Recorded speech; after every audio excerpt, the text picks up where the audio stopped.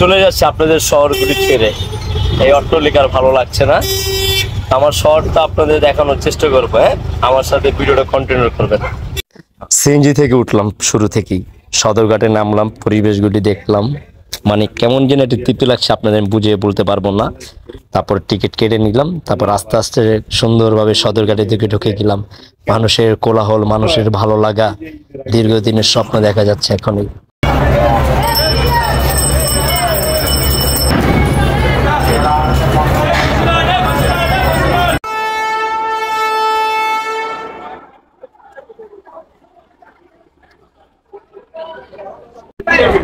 আমরা অলরেডি লঞ্চে উঠে গেছি।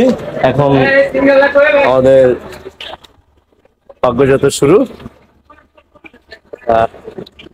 একটা যেমন শান্তি ফিল হচ্ছে। দীর্ঘদিন পর আমার মাতৃ, আমার পৈতৃক স্থানে যাওয়ার অনুভূতির অন্যরকম। আমি আবার ভর্তা প্রেমী মানুষ। ভর্তা আচার দেখলে আমার জিহ্বা দেখলো লোলটি করতে থাকে। এই জন্য ভর্তা দেখে ভর্তার স্বাদ নেওয়ার জন্য সুন্দর করে ভর্তাটা বানায় দিল আমাকে। খুব ভালো একটি ভর্তা খেলাম।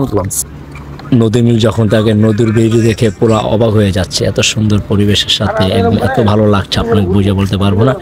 তার মধ্যে হঠাৎ করে আমাদের লঞ্চগুলি কখন যে ছেড়ে দিল, ব্যস্ততার মধ্যে ট্যারি পেলাম না। যাক, লঞ্চ ছেড়ে বাড়ির উদ্দেশ্যে রওনা দিলাম, স্বপ্নের বাড়ি। আর আমাদের লঞ্চটি ছিল সর্বোচ্চ সুন্দর আমার দেখার মধ্যে।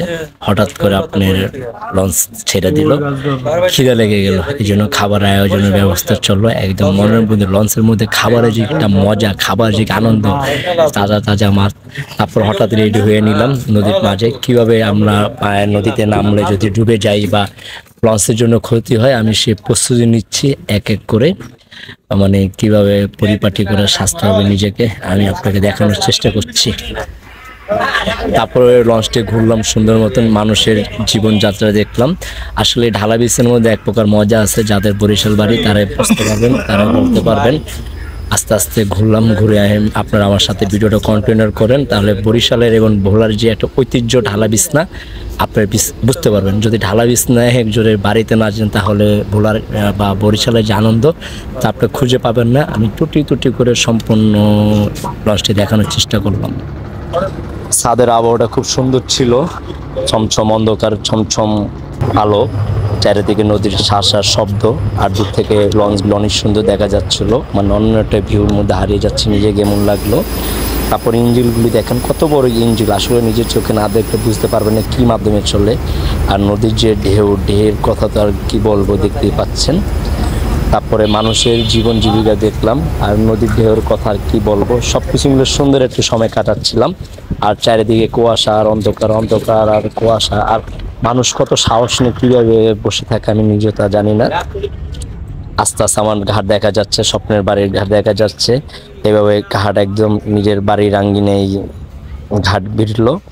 এই আনন্দ উপলব্ধি করতে করতে সারা জাগনা ছিলাম, 1 মিনিটের জন্য চোখে ঘুম রাখি নেই এই ভিডিওগুলো নেওয়ার জন্য। আর আমার প্রতিটি ভালো লাগার সময় ভিডিও আপনাদের সাথে শেয়ার করে যাচ্ছি। যদি ভালো লাগে ভিডিওগুলো অবশ্যই আপনারা শেয়ার করবেন সবাইকে দেখার জন্য। আর আমার ইউটিউবে যদি আপনারা নতুন হতেন অবশ্যই সাবস্ক্রাইব করবেন আমাকে। আমার বাড়ি আসার কথা শুনে আমার খালতো ভাইরা সবাই ঘাটে ছিল, তো খালতো ভাইরা দীর্ঘ সময় ওয়েট করলো, পর আস্তে আস্তে নেমে গেলাম। যেটা আনন্দ লাগছে আপনাদের বুঝাইতে পারবো না। পরে খালতো আমার ব্যাগকে রিসিভ করলো, আমি সে মহাশয়কে আনন্দে মামা বাড়ি চলে আসলাম।